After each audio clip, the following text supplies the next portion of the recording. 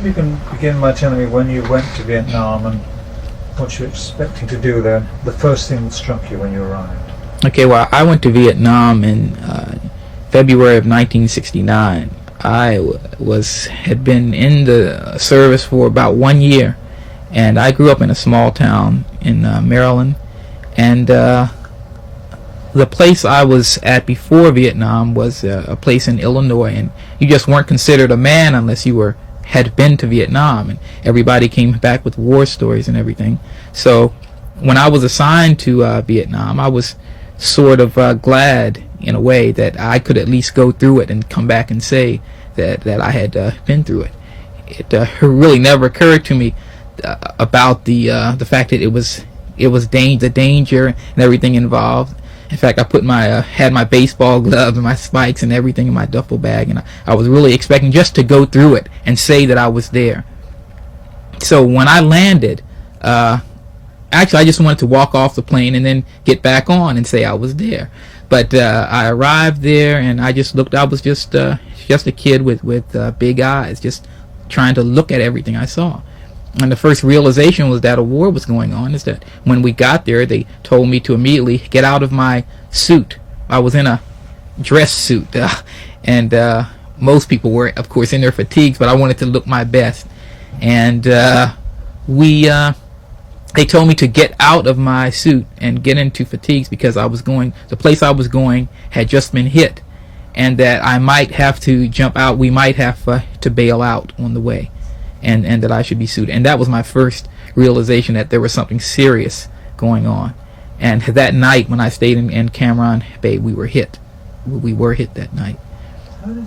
How did it look to you as a place? How did the people look? Was it a surprise? Were you prepared for it mentally? I don't think I was prepared. It was like I was expecting one thing and there was another thing going on. To get into the first thing that hit me, since I arrived in Cam Bay, the town was not on limits, so I really didn't have a close view of the Vietnamese people at that time. It was just the servicemen, and the thing that hit me first of all was the racial polarization, and I got a real sign of that at that night. As I said, I went to the club, the NCO club, and I saw blacks, giving the fist sign and as a welcome sign, hello, and shaking hands in a way that I had never seen before. And everyone I was seen by, every black I was seen by, gave me a smile and a clenched fist. And I mean, it was slightly threatening at first because I had seen it in the States a little bit, but it was always seen as the extremists. These were people who weren't, who were out to make trouble, and you better watch out. But when I got there, I felt a certain camaraderie about it. I mean, for the first time, I was just accepted. They just took me in and just accepted me as one of their own, as one. We were all one, and I kind of liked it. I wonder if you said that seems a good story, and I wonder if you could just do it again. I wonder if you could maybe just go through the story again about, the real surprise was that you were welcomed and you felt part of something, and why. I wonder if you just do that story for me again, because I think we got into it rather than convoluted way. Oh, okay. Well, as I said, I was the first black I saw there. Smiled at me and gave a clenched fist, and it looked pretty good. I mean, it looked like I said before, I saw it as threatening, but now it seemed to be all okay, and I gave sort of like a a weak fist back, saying hello, and he came over and started talking. Hello, brother. It was the first time, and we had called each other brother in the States occasionally, but it really meant something at that time. And then I saw everywhere I looked, blacks giving either a clenched fist hello or starting giving handshakes. I later learned it was called giving the dap, but it was something I had never seen before, and I was really taken aback. But what touched me most is that although before I viewed this kind of togetherness as sort of threatening, because in the States we saw it in isolated incidences, usually on television, or every now and then you saw someone doing that. But in this instance, it wasn't threatening at all. I was really accepted by the group. No questions asked, just a brother from the States, and I was just accepted immediately. When I went to Nha Trang the next morning, I was told to take the day off and get used to the base. I went to the club, and as soon as I walked in, I mean, these blacks sitting at a table saying, "Hey, brother, a new one," you know, and everyone came and they gave me, and I was really embarrassed because I didn't know how to do the handshake at the time. So I had to really. They said, "Oh, they're doing it different now in the world." They used to call the states the world. They say, "Oh, they're doing it different now." I said, "Well, yeah," sort of lying, you know. But I eventually got into it, and as a part of the other side of the warm camaraderie among blacks is that many whites there took it as threatening, and if you were seen doing this, giving the clenched fist, that drew the line right there. You were evidently the other kind of people. You weren't somebody that you weren't a reasonable person, or you were one of those. What have you done? How did racism show itself in the form in which it was there? You're fighting a war against a common enemy. I mean, how did it come up? What were the classic illustrations to you that caused you problems or pain or? Okay, the racial polarization was. Wait a minute till that phone stops. Fine. The racial polarization was deeper there than I've ever seen. As some clear observations, the town was on limits in the Trang, and during the day I walked through the town and really trying to find my way around, seeing one thing or another. So that night I was supposed to go out with the brothers, and they took me, and going through it with them was a totally different experience than going through it myself. They had black sides of town, white sides of town, and even the Vietnamese accepted it. And woe to the white who walked in a black area unaccompanied, and vice versa. Woe to the black who walked into a white area of town unaccompanied. And it was so clearly seen. I think on the second day, I still wasn't aware of it to that extent, but on the second day I went to this place where I was the only black, and the reception there, I mean, was so negative. I mean, I could just feel it in the atmosphere, and no one came over to talk, no one spoke, none of the women came over to talk, and it was like, it was just something that said, leave right away while you can. And so that's what I did. There were several racial flare-ups in the city of in the Trang. Usually when whites came to the black side of town, either unaccompanied or who just did not fit in right, who did not go along with just sitting there and just being seen and not heard. And there were fights. The person who was beaten up would go get other people, of course, and the whole thing would start all over again. But getting off the town and back to the base, the clenched fist and giving the dap, the hairstyles were changing. This was in the heat of the Black Awareness movement. By the way, you can start again on that. Just tell me about being in the heat of that. Okay. Black conscious movement and what this meant in terms of hairstyles. I mean, you've got some lovely things about it. Okay. Right.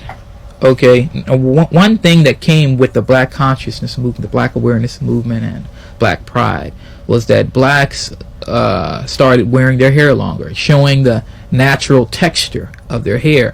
Prior to that, it was either very low cut and or slicked down, I guess, in some way that was never found offensive. Haircut regulations was never a problem to blacks in the past, just because of the texture of their hair. They either had it very low or they had straight hair and then they cut it as whites did. With the new Black Pride movement, blacks began wearing their hair longer, and the military rules on hair suddenly became irrelevant to black. It became inapplicable to blacks. I think there was one rule that said your hair couldn't be more than 2 inches long. Now to a white man, that's pretty reasonable. I mean, 2 inches, but to black hair, 2 inches is out like that.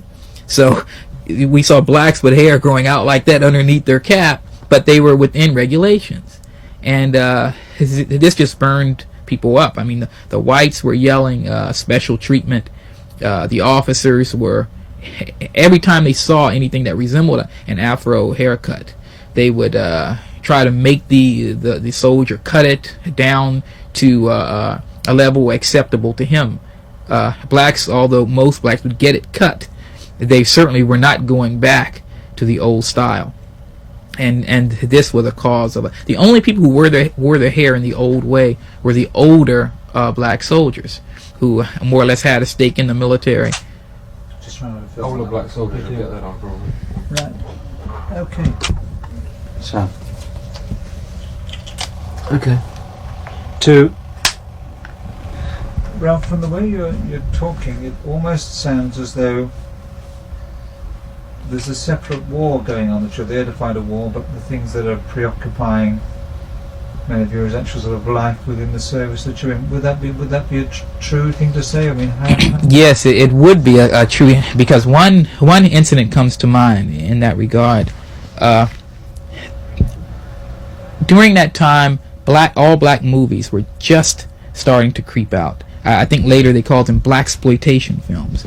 But anyway, one came out, one of the first ones, called Uptight, with an all-black cast, and pretty much an all-black cast, in which exemplified the black militancy. And they were supposed to show it at Nha Trang. And it was being shown in the big open-air theater.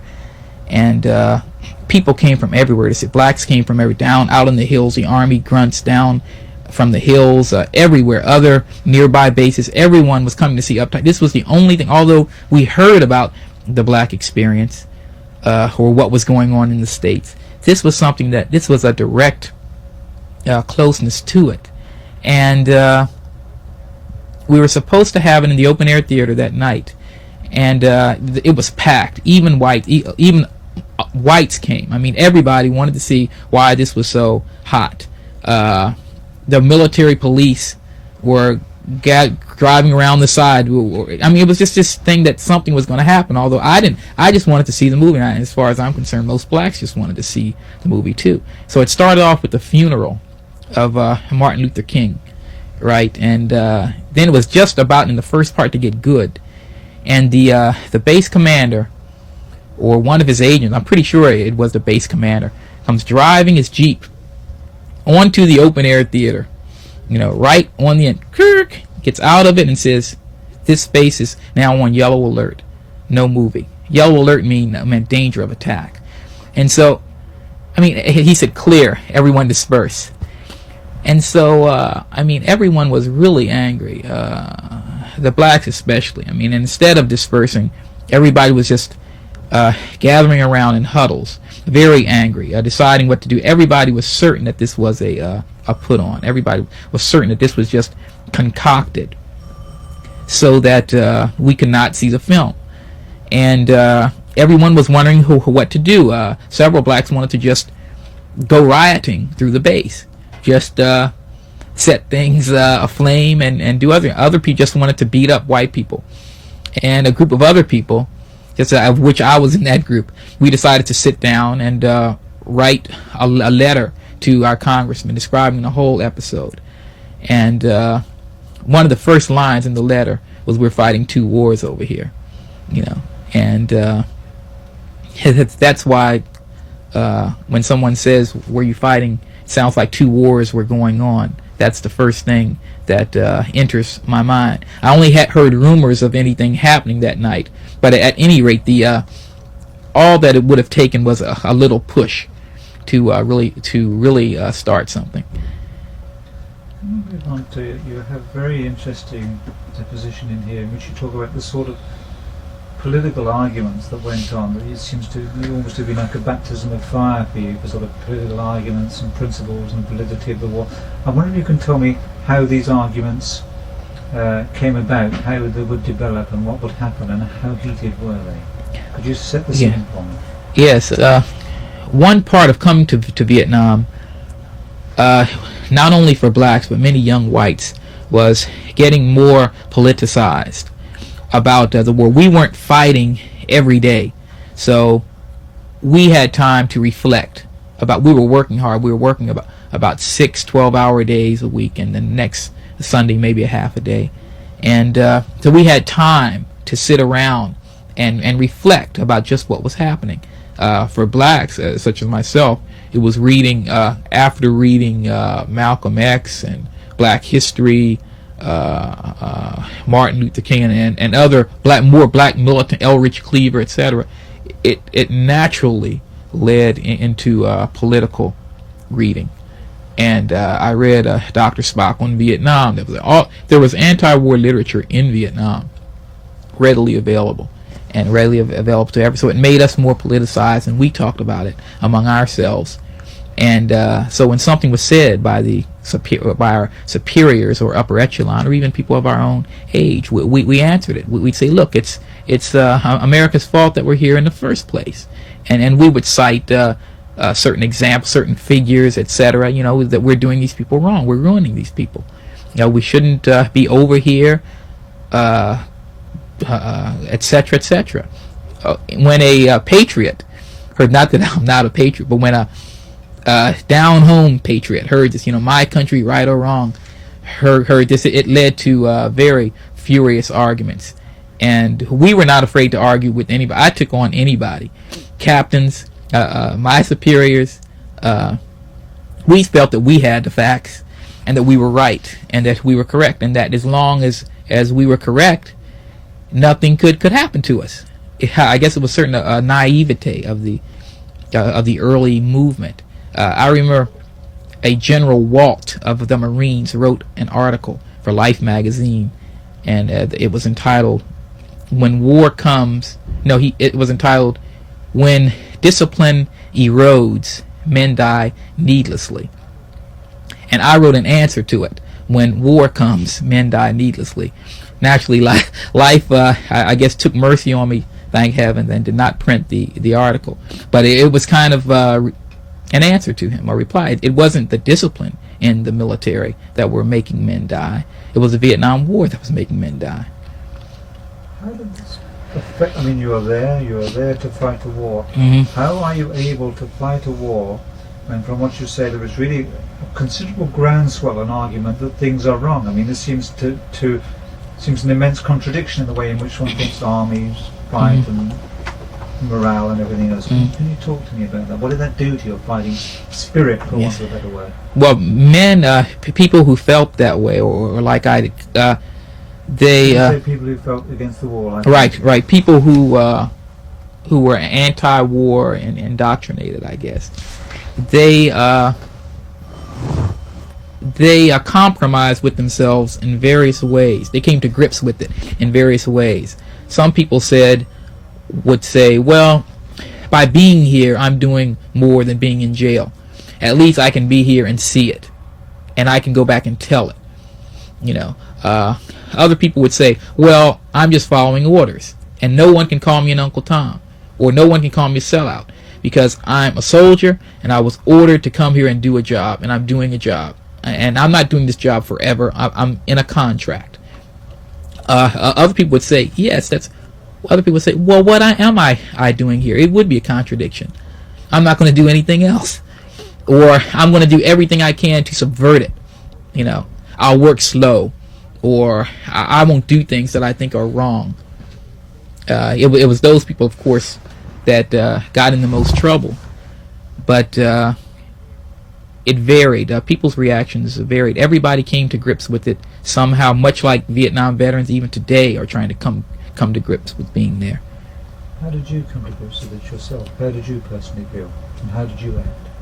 That's the first time I've been asked that question. And I really don't know if I haven't. The way I came to grips with it is that Vietnam was exploratory for me. It was a learning period. Things that I had read when I was becoming politicized, things I read I would check out with the Vietnam. I was very close to a lot of Vietnamese there. And I would check things out that I read with them. And it was just coming more and more true. I found an ingrown respect for Ho Chi Minh, a deep respect even within the South Vietnamese for Ho Chi Minh. Even the day I was there when he died. And it wasn't good. There was no rejoice among the South Vietnamese people. It was a very solemn quietness.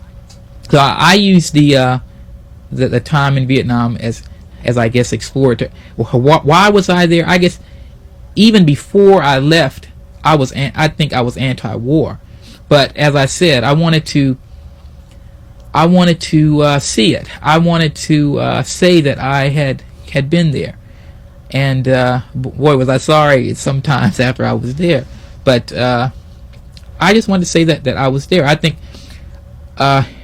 think the way today, the coalition between Vietnam veterans and anti-war groups is that we are the surface of their well. We are the verifiers of their allegations. What they can only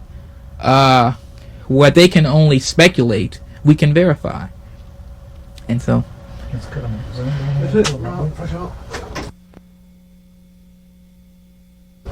Three. Okay. Ralph, did it seem to you the proportion of blacks seemed to be about the same as it was in the States, where you personally were? Were there many black officers? Or? Well, I wasn't aware of many black officers. I only remember one. And he was a lieutenant, which is a sort of a junior officer. And he was, of course, revered by the rest of us because he acted like one of us. He would go to places that the black enlisted men wanted. To slightly contradict myself, though, one incident I remember, and I don't think these officers were from Nha Trang, but they were two young black captains, and we were in town. And just say we were in town, these two black captains start the story separately. Right, we were in town. I was with a group of my friends, enlisted friends, and coming opposite us was two young black officers. And in the military, if you're in uniform, you have to salute no matter where you are. And we went to salute, and both of the black captains at the same time gave us the clench fist salute and walked past, and it made us feel so good. I mean, that even the military bearing, even as far as something as basic as salute, had not transcended the racial togetherness, that was kind of another sign of the closeness and the camaraderie of blacks in Vietnam. Wasn't it conceived that a black officer was an Uncle Tom, that he was playing the game, or wasn't it seen that way? Well, of course, we thought more of that way towards the upper non-commissioned officers, the senior level sergeants, who we felt a lot of those were looked at as Uncle Toms and playing the game, but more so than rank was associated with Uncle Tomism. It was time and service. There was mainly the four-striper, the low sergeant, staff sergeant, who had in about 16 years in the service, who people usually viewed as running scared anyway, and those were, I think, most viewed as Uncle Tomism because they pretty much ran the service. I don't think it was fair for a lot of them to be labeled with that, but I guess they had their reasons, and not all of them were like that anyway. I wonder if we can move on to the drug scene and the prostitution scene and what is actually happening to the social fibre, like, of the guys. I mean, what for example was the drug and prostitution scene like? Was it hole in the corner? Was it up front? Or can you just describe it to me? Prostitution was a way of life in Nha Trang. Prostitution could be said in the same breath with my job was an administrative clerk. When you went into town, you saw a prostitute, you met prostitute. There was no place frequented by GIs in which prostitutes were not present. Though prostitution was an accepted way of casual life.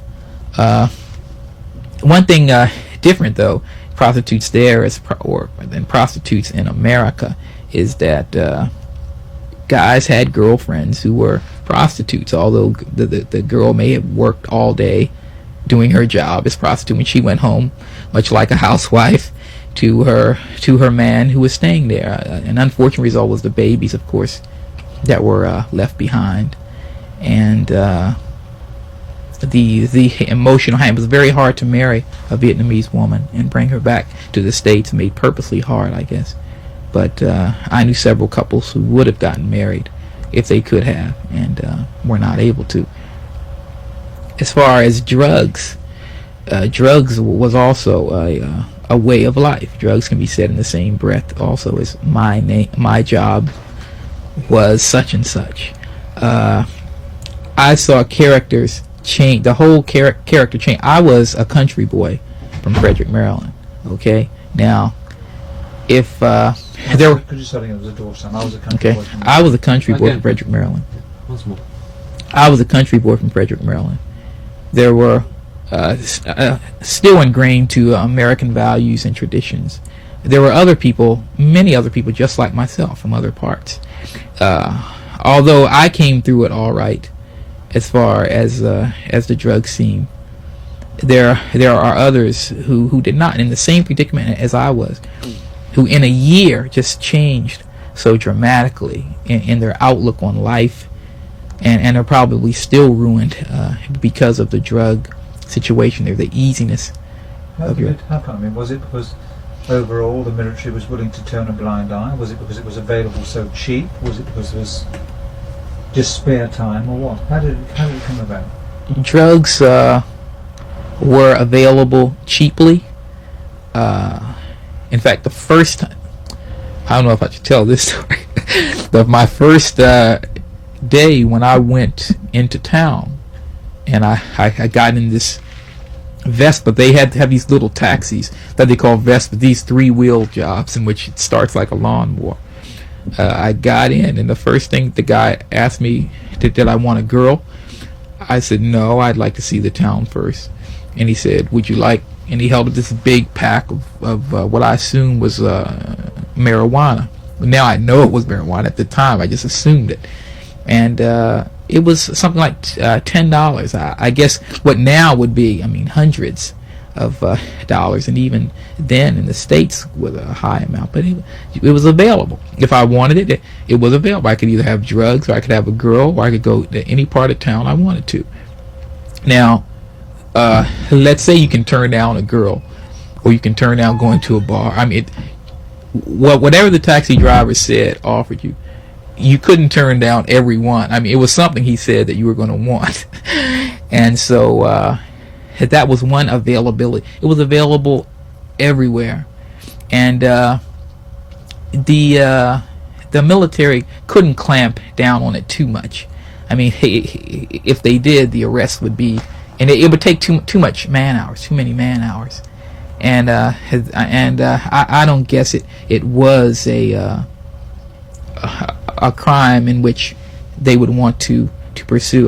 With other things going on in Vietnam, that could have been a third war. Not only the war between the South Vietnamese and the North Vietnamese, and the race wars. You also have a third war, a drug war, and I guess they weren't ready to prompt a third war. Okay, let's cut. I think is there Okay, turn over. Oh, okay. Can you tell me, how did Vietnamization affect you? Vietnamization is going on. What was happening? Well, we were one of the last units to leave. The more Americans left, the more often we were getting hit. We always felt that the Vietnamese stake in protecting the base was not as deep as our own. I think a lot of Vietnamese soldiers were sympathetic to the Viet Cong, or the North Vietnamese cause. We were working very close to Vietnamese in the Army, or in the Air Force, and I was having this philosophy discussion with one of them, and I said, you could, the way you sound, you could be a Viet Cong. I said, well, why aren't you? Why are you in the Army? And he said, why should I be? He said, if I was a Viet Cong, I'd have to live in the mountains. Now I live at home. I wouldn't be sure when my next meal would be coming from. Now I'm fed 3 times a day, and the Army pays for it. He said, I wouldn't see my family as much. I wouldn't be as secure. Why should I join the Viet Cong? And there was an implied inference that they were going to win, that he knew that they were going to prevail anyway. One of the things they used to say, they had seen so many people come and go, like the French had come and gone, the Chinese before that, and now the Americans was just taken as another wave. Just we were there and soon we'd be gone. And so that's pretty much how Vietnamization affected me personally. What about